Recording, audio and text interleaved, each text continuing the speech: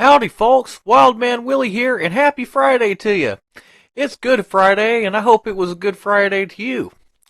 So today we're going to go change the vacuum hoses, or all that I can, the upper and lower radiator hose, as well as the thermostat and water outlet gasket on a 2001 Toyota 4Runner. This is a really good car. I've done a lot of work on it in the past, and I have a lot more to do. It's going to be real close to the house. It's going to be pretty simple to take care of. It's Friday, so I'm going to take it pretty easy, take my time, and just make this one nice. Hop on the back. Let's go take a look.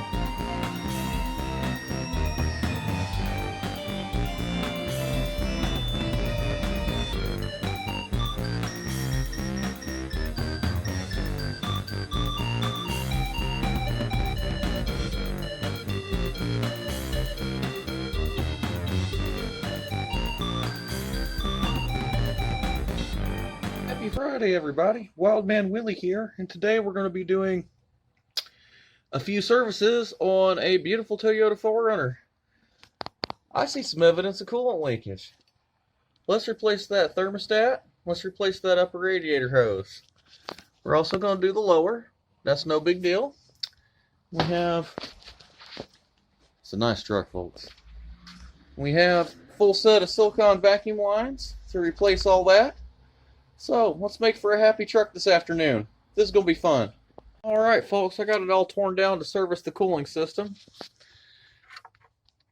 Timing belt doesn't look too hard to deal with on this car. That may be deceiving. It's old, but I don't see any visual damage. It's definitely time to change it though. Got this upper spigot out. In order to do that, we had to remove the fuel line loop. So we'll have fun getting that back on. I've got the... I know you can't see it, but there's some gas vapor, so I'm not going to turn on my flash. There's the thermostat outlet where it goes.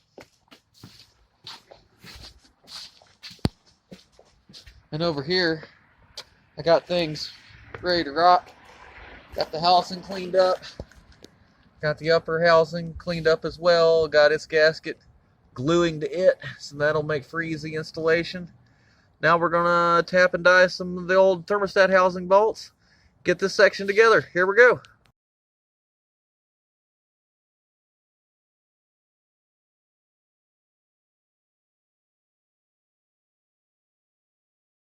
Alright, I've had a good couple hours on this one. We've done the upper radiator hose and the upper outlet. We've done the lower radiator hose.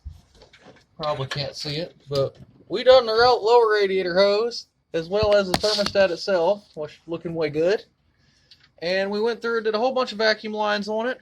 There's still some left to do, but you know, you got to know which teeth to wiggle. There's a few of those that run to some places I don't think I want to go into right this minute. There's some other ones that they handle fuel and fuel vapor, so we're not going to do much with that with the silicone. But, dress up kit installed, let's pour some coolant in this thing and get this one done. Alright, as you can see there, I've made an adjustment to the length of the upper radiator hose.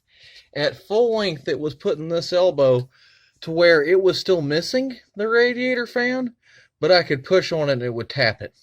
So I decided to shorten that a little bit, and it's a little more like what the OE is shaped like too, still longer. While I'm at it, I'll teach y'all a little trick of how you deal with changing a radiator hose out like that without pouring out all the coolant on a hot cooling system. Now, at your own risk, folks, do not turn yourself into a lobster. But with this one, what I'm able to do is loosen that band clamp. Put me a cloth underneath there to catch what I'm going to lose.